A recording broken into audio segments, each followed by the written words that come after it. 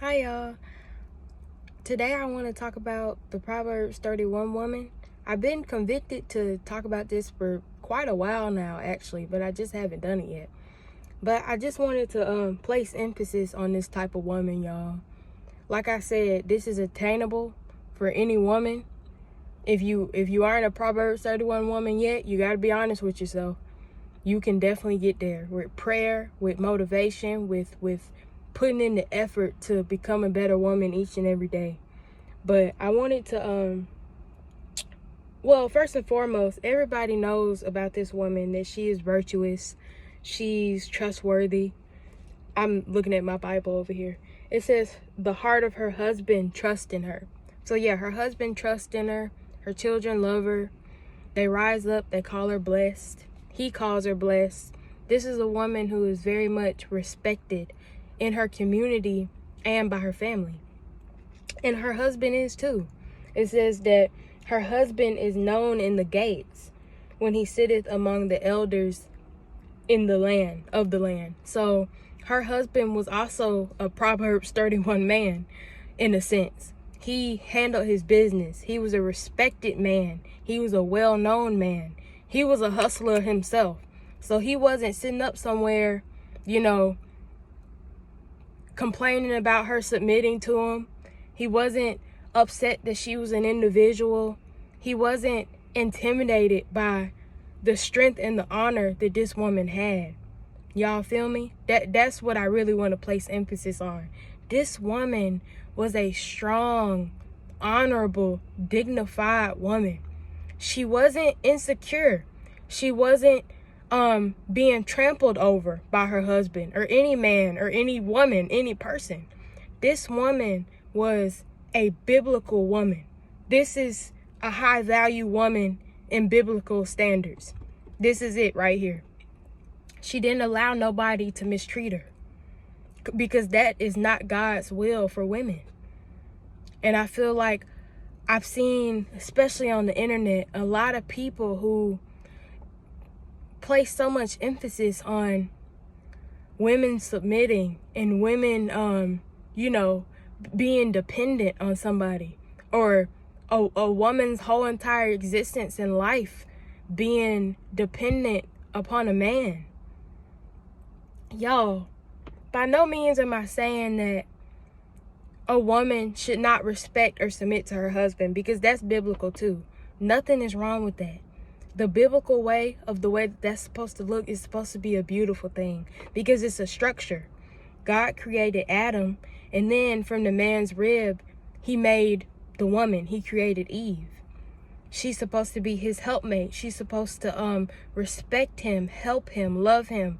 That's bone of his bone, flesh of his flesh. They're supposed to be one, the man and the woman. That's the structure. So the woman, since she was made second, and the way that structure presents itself, that's why the woman submits to the man, because of the order in the structure. It's not about value. It's not about controlling or micromanaging another human being. A lot of people have this mixed up. So many people. And this really been like this really for forever. Even though now in 2021, I think that a lot of women are overcompensating, and now we've taken on the role of just mistreating men in a lot of ways, or trying to control him or be the man over him. And that's not right either. Now in this generation, we see a lot of that, especially in this feminist movement, which is not right either. Don't get me wrong. But the other side of the spectrum has been where a lot of men, especially in the past, not all men, but a lot of men really viewed women as property. They really did, y'all. Women were in a constant state of childhood. They were being mistreated. A lot of women, especially in the past, they were literally miserable in their house. A lot of men back then, they had like this misogynistic, controlling, dominating type mentality towards women.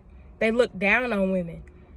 And this is not, if you are a pastor, if you're calling yourself a man of God, and you're up on here telling women that that's God's will for them, you really need to repent of that. Because that's not God's will for women.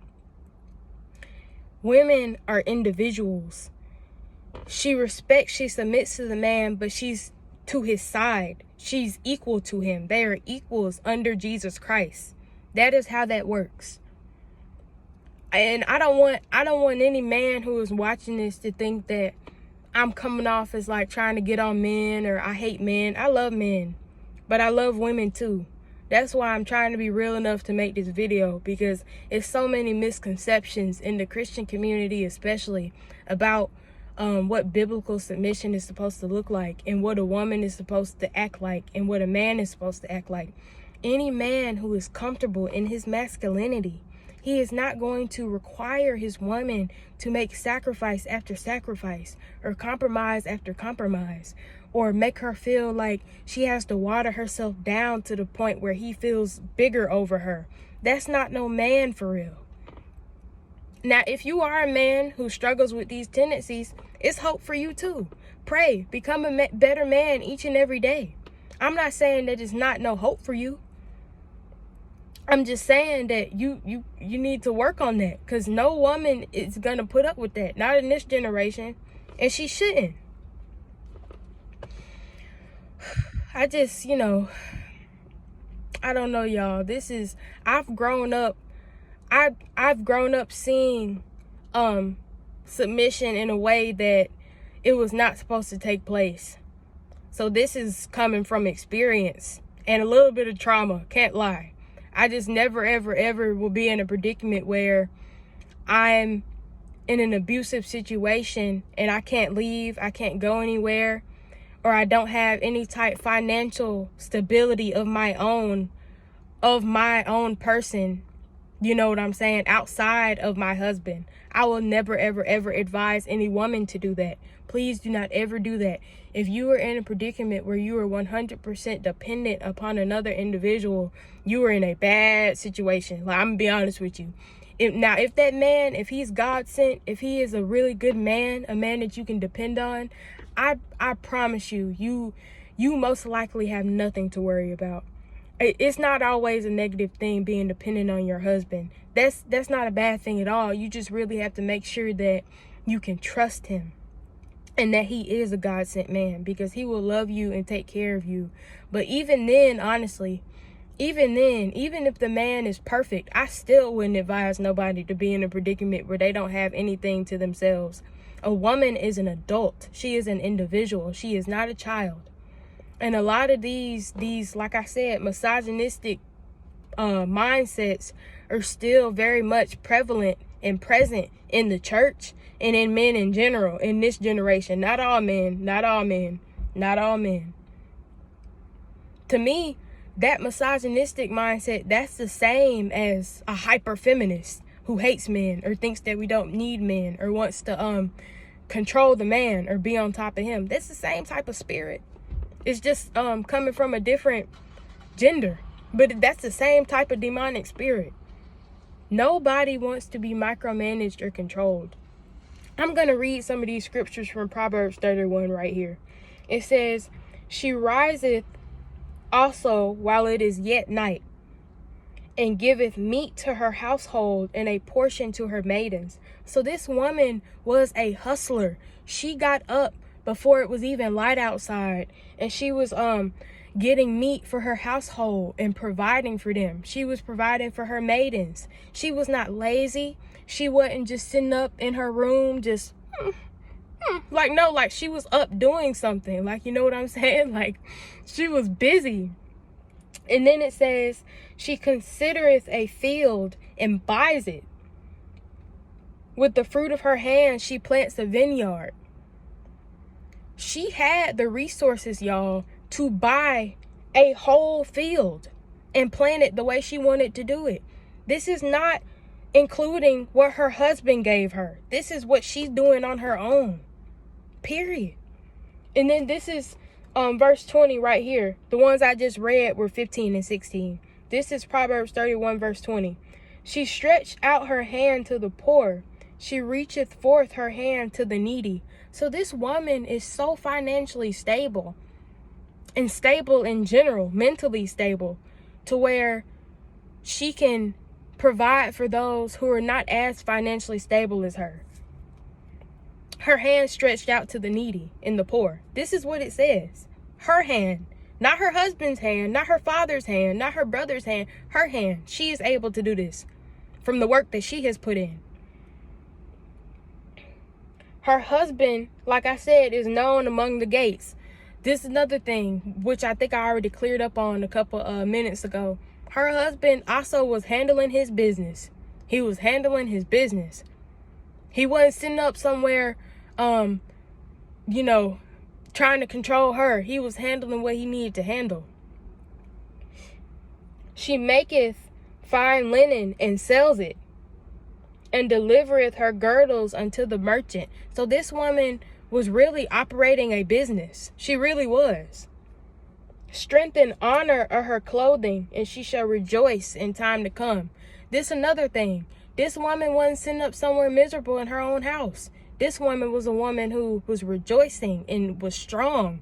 She wasn't miserable. She wasn't being mistreated by the man. A woman is not supposed to be miserable in her own home. No. Nope. That's not God's will for women. Not at all. Give her, this is Proverbs 31:31. Give her of the fruit of her hands, and let her own works praise her in the gates.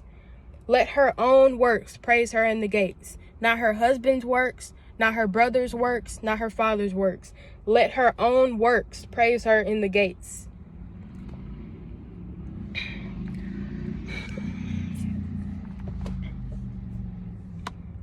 If you are a woman, you can be a virtuous woman. You can take care of your kids. You can love your husband. You can submit and respect to your husband, even. And you can still be an individual. You can still have a certain level of adult independence that is healthy for a person, a human being, to have. When you become a Christian, especially if you're a new Christian watching this, you're a woman or a man watching this, don't allow a lot of traditional unhealthy beliefs invade your mind and what you think God expects of you. Because some of the things that we've been taught are not even biblical. A traditional wife and a biblical wife, two different things. That's another thing. If you have some type of interest, some type of passion, some type of even side hustle apart from what goes on in your house, that is completely fine. Just know that the woman is supposed to be the keeper of the home. So therefore, your children, what's going on in your house, your husband, that is your main priority. It is. But it's absolutely possible to have other interests and to be an individual and to be happy in that situation. It's not supposed to be something done out of force or where you're miserable or where the man is mistreating you. Like I said, any man who is comfortable in his masculinity will never, ever, ever make a woman feel like she can't be herself. And she's gonna submit naturally to that man. A masculine man won't ever, ever, ever have to ask no woman to submit to him. Why do you think King David, King Solomon, all these men who were powerful men, they had women like everywhere? Like, and I'm not saying that that's a good thing, because they were very promiscuous men, and I'm not saying that that's a good thing. But men who, they usually have like, an easy way with women, who are more of like, masculine men, they don't ever even complain about women like that, y'all. It's usually men who don't really feel confident in being a man for real. And like I said, I'm not trying to insult men who struggle with that, because it's God can help you get out of that mindset. He can give you the confidence you need in your manhood. Just like I said, if you're a woman who's not necessarily a Proverbs 31 woman yet, it's hope for you. Ask God, he'll help you. But y'all, that's all I wanted to say in this one. A lot of folks probably not going to agree with this video here, but I don't really care. God bless y'all.